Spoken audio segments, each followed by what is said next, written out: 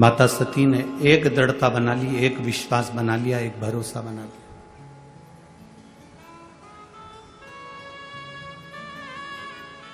अगर मैं विवाह करूंगी तो केवल शिव से। अब शंकर भगवान कहां रहते हैं? कैलाश पर। शिव जी कहां निवास कर रहे हैं? शमशान में। शिव जी कहां रह रहे हैं? पर्वत के ऊपर। सती मैया कहां रह रही है? राजा दक्ष प्रजापति के घर में, जहां करोड़ों की संपदा है, वैभव है, धन है, संपदा है, सत्ता है, सब कुछ है। दक्ष प्रजापति की यहां कोई कमी नहीं।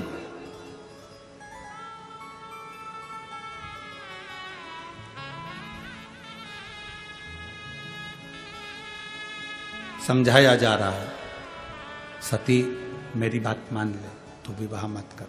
सती मेरी बात मान ले तो शिव से विवाह मत कर, तू और किसी से विवाह कर लेगी मैं चल जाएगा। कोई धनपति, कोई वैभवपति, कोई सत्तापति, कोई हम ऐसा ढूंढ लेते हैं जिसके साथ में सती तुम विवाह कर लो। सती तुम विवाह कर लो, हम ढूंढ लेते। सती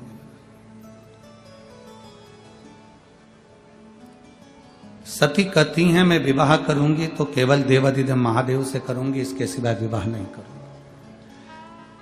दक्ष प्रजापति ने भगवान शंकर को बुलाकर एक बात बड़ी सुंदर कही, और एक एक लड़के की बुद्धि में यह बात बैठना चाहिए जो शंकर भगवान ने दक्ष प्रजापति से कही।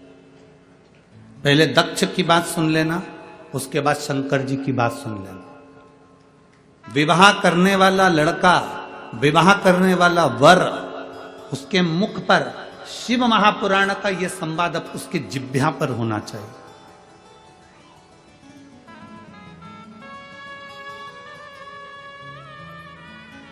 दक्ष प्रजापति ने कहा, सुनो शिव, मेरी बेटी सती का विवाह तुम्हारे साथ में हो रहा है। मेरी बेटी सती का विवाह मैं तुम्हारे साथ में कर रहा हूं, और मेरी बेटी सती का विवाह मैं तुम्हारे साथ में कर रहा हूं, जिसने अपने परिवार में राजसी ठाट देखा, वैभव देखा, सत्ता देखी, धन देखा, संपदा देखी। अब मेरी बेटी तुम्हारे साथ में विवाह करना चाहती है। तुम कैलाश पर रहते हो, शमशान में रहते हो, तुम्हारे पास में ऐसा धन, वैभव, संपदा कुछ भी नहीं है। मेरा मन करता है कि तुम जो मांगोगे मैं अपनी बेटी के कन्यादान में वो दे दूंगा। थोड़ा ध्यान देना वनी वालों, बहुत सावधानी से कथा सुनना, और जितने लोग आस्था चैनल पर कथा सुन रहे हैं, फेसबुक यूट्यूब पर कथा सुन रहे हैं, बड़े ध्यान से सुनना। शिव, हे भोलेनाथ शंभु, कन्यादान में तुम जो मांगोगे मैं तुम्हें वो दे दूंगा।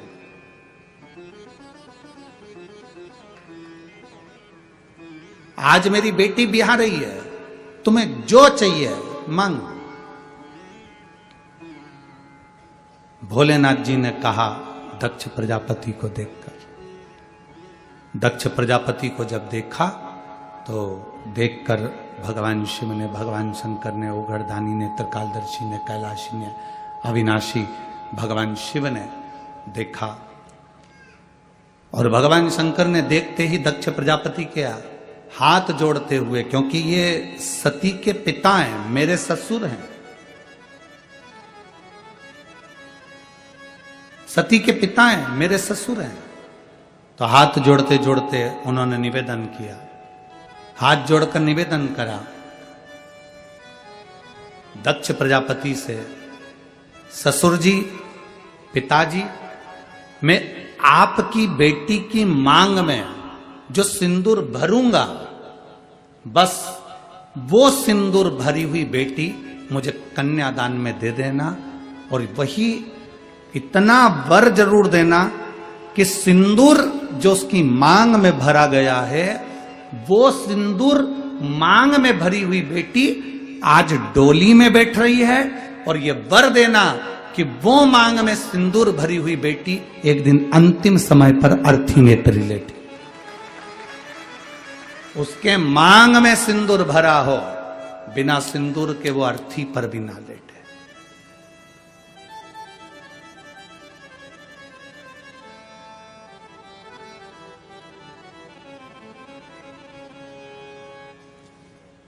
शक्तिपीठ गए हैं? किसी शक्तिपीठ के दर्शन करें आप लोगों ने? हाथ तो उठाओ जरा। 52-51 जितनी शक्तिपीठों का स्मरण हमारे शास्त्रों में आता है, उन शक्तिपीठों में जाइएगा। उन शक्तिपीठों में माता पार्वती का स्थान नहीं है, उन शक्तिपीठों में माता सती का स्थान है।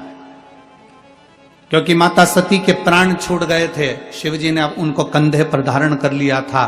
भगवान विष्णु ने सुदर्शन चक्र भेजकर माता सती के शरीर के टुकड़े टुकड़े कर दिए थे।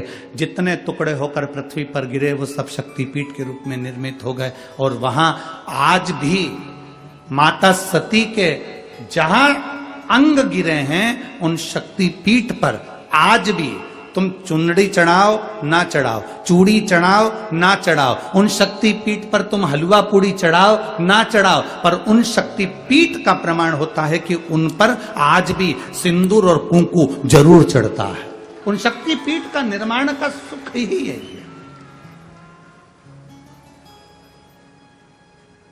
और किसी भी शक्तिपीठ पर जाओ, जितने तुम माता रानी के दर्शन करने के लिए जाओ, तुम चाहो जिस देवी के दर्शन करने के लिए जिस शक्तिपीठ पर चले जाओ, तुम्हारे को जिस शक्तिपीठ पर जाना है उस शक्तिपीठ पर जाओ। देवी का दर्शन करने के लिए, तुम माता रानी का दर्शन करने के लिए, तुम भवानी का दर्शन करने के लिए जिस शक्तिपीठ पर जाना चाहो शक्तिपीठ पर जाओ। वहां से कुछ लेकर आओ मत आओ, पर इतना जरूर याद रखना, कोई अगर शक्तिपीठ से आ रहा हो तो तुम्हारे मुख से निकलना चाहिए कि हमारे लिए प्रसाद भले मत लाना, पर वहां से थोड़ा सा सिंदूर कुंकू जरूर लेकर आना, रोली जरूर लेकर आना। वो हमारे लिए सौभाग्य का विषय है,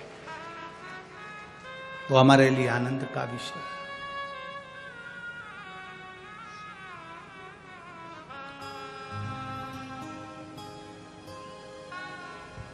महाराज शिव, मेरी बेटी सती तुम्हारे साथ में ब्याह रही है। शिव, मेरी बेटी सती का विवाह तुम्हारे साथ में हो रहा है। मेरी बेटी सती तुम्हारे साथ में ब्याह रही है। मेरी बेटी सती का विवाह तुम्हारे साथ में हो रहा है। और मांग लो, तुमको कन्यादान में अगर कुछ देना हो तो आप बोलो, हम आपको वो दे देते हैं। भोलेनाथ मना कर। क्यों मना करा? कार वाली बहू लेकर आओगे तो वो तुमको गैस पे रोटी सेक के नहीं देगी, तुम्हें सेक देगी।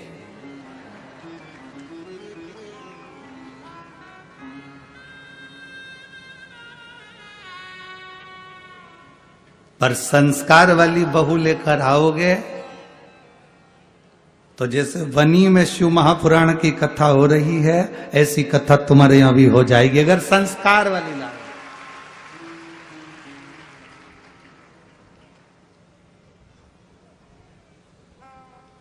आज के जमाने में शादी नहीं होती, समझौता होता है।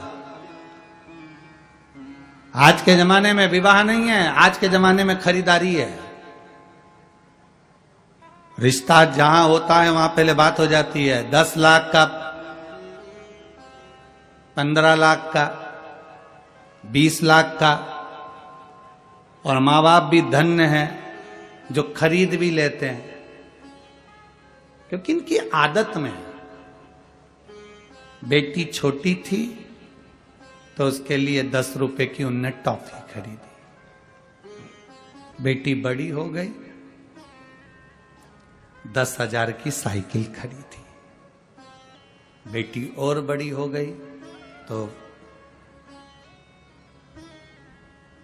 2-5 लाख की गाड़ी खरीद ली, 2-5 लाख रुपए की गाड़ी। बेटी और बड़ी हो गई तो उन्होंने सोचा अब क्या खरीदें, तो उन्होंने कहा लड़की की शादी करना है तो दूल्हा खरीद लो।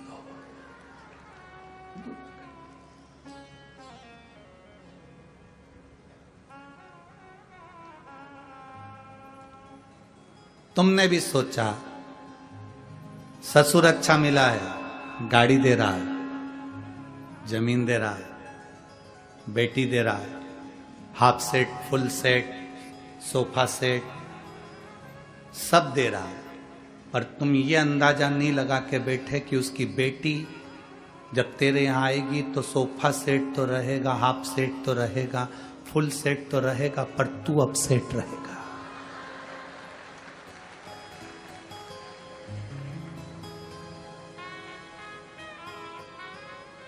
तुमने ये अंदाजा नहीं लगाया कि तेरा क्या होगा कालिया। तुमने तो धन देख लिया, संपदा देख ली, सत्ता देख ली ना। बहुत ध्यान देना शिव महापुराण की कथा पर। अगर तुम्हारी बेटी संस्कारित है, तुम्हारी बेटी में संस्कार है, तो करोड़ों का धन मत देखना, बेटी के लिए वर देखना, लड़का नहीं वर देखना।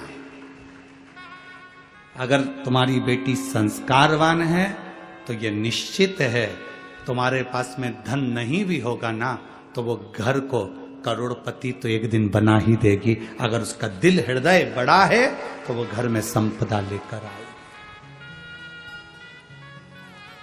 पर हम होड़ में लगे हैं।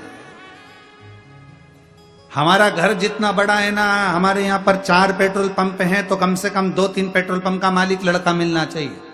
हमारा बंगला जितना बड़ा है उससे दुगना बड़ा बंगला लड़के का होना चाहिए। हमारी बेटी के अनुसार रामचरितमानस कहती है सीता जी 4 वर्ष की अवस्था में धनुष बाण उठाकर चढ़ा देती थी, तो जनक जी ने यह संकल्प ले लिया था कि सीता का विवाह उसी के साथ करूंगा जो धनुष को उठाकर चढ़ा देगा। अर्थात यह हमारी सोच होना चाहिए कि बेटी तुम्हारी जितनी विद्वान है, बेटी तुम्हारी जितनी समझदार है, उससे दुगना समझदार उसका वर होना चाहिए, धन नहीं।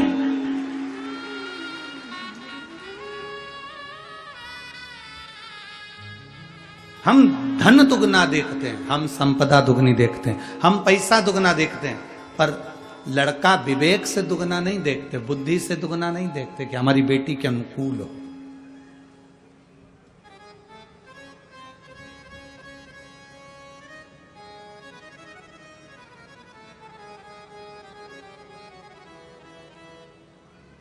खूब दिया, खूब। ओ बेटी ससुराल में रहियो तू चांद बन के। तुम भी बोलो एक बार, बेटी ससुराल में रहियो तू चांद बन के। हीरा और पन्ना की दुकान बन के, हीरा और पन्ना की दुकान बन के। बेटी ससुराल में रहियो तो चांद बन के। हमारे यहाँ बेटी की जब विदाई होती थी तो माताएं घर से कहकर भेजती थी। क्या लाइन बोलती थी? ओ बेटी ससुराल में रहियो तू, बोलो रे बनी वालो, चांद। कौन सी दुकान? जम के बोलो जरा। हीरा और पन्ना की